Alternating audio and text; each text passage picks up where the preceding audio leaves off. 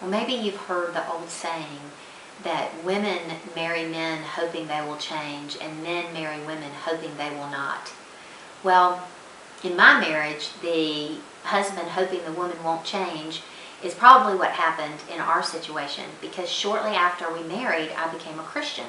And so my life changed a good bit. Life looked different to me. I had some different priorities. I wanted to spend some of my time in different ways than I had in the past.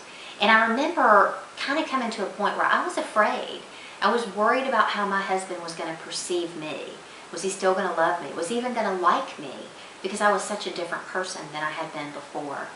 And I remember having a conversation with God where I just said, God, I'm going to trust you, and I'm going to be who I think you've made me to be and who you've called me to be.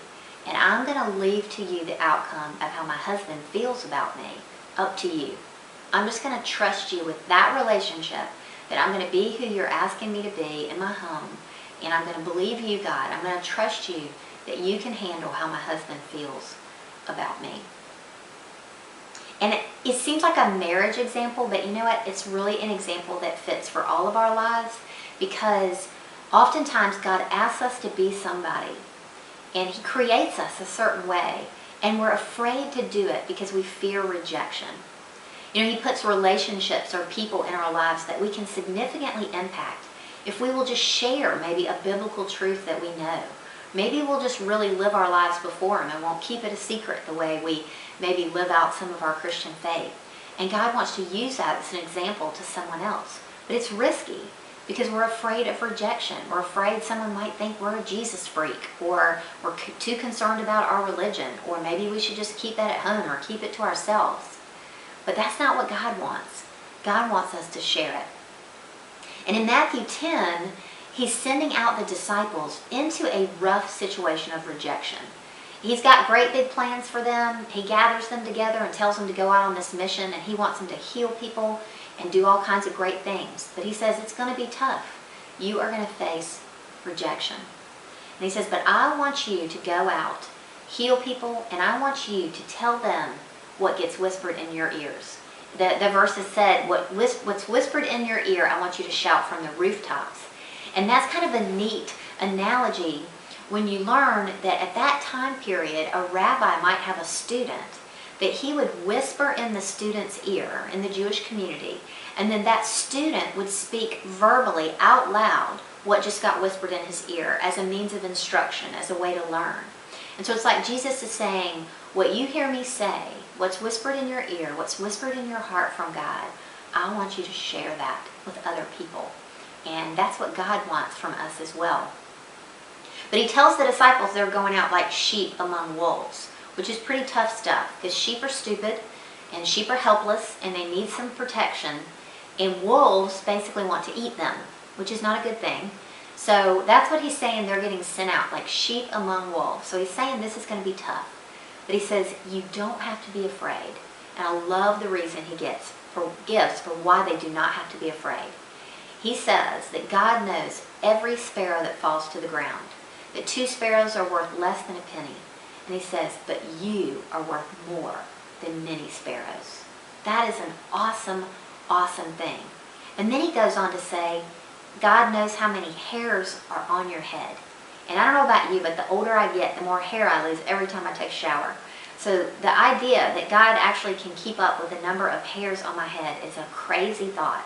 But I think Jesus used that extreme example to say, believe me, no matter how hard it gets out there, God cares about you. You are valuable to Him.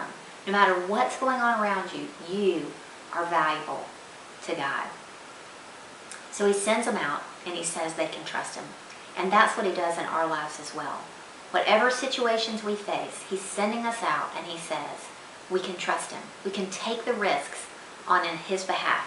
We can sacrifice on His behalf because He loves us like crazy. I have a friend who's a single mom who I've seen really change her priorities. For a season, I think she was kind of concerned about another relationship or another man in her life. And then I've seen her feel like God called her priorities to be to her children.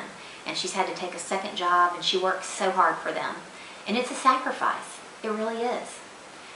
But I believe God will bless that sacrifice. And I believe whatever sacrifices He's calling you to make, that He'll bless those sacrifices. If He wants you to be more vocal about your faith with a family member, sometimes that's really hard. That's a risk worth taking. Maybe He wants you to be more vocal about your faith at work.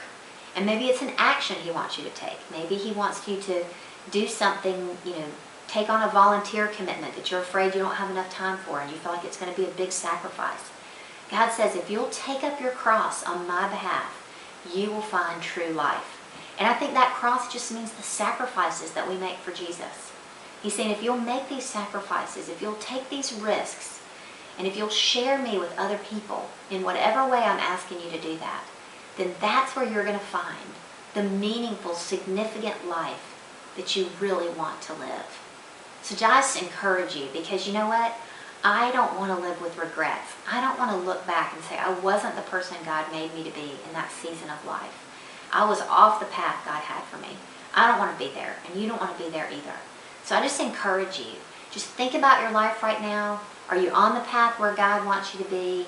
Is there a risk you think He wants you to take? I encourage you, hey, ask a godly friend. Make sure it's in line with the scriptures, but take that risk. I encourage you to take that risk, because God says that's where we'll find true life, when we're willing to sacrifice on His behalf. But we can do it all knowing that we are worth more than many sparrows.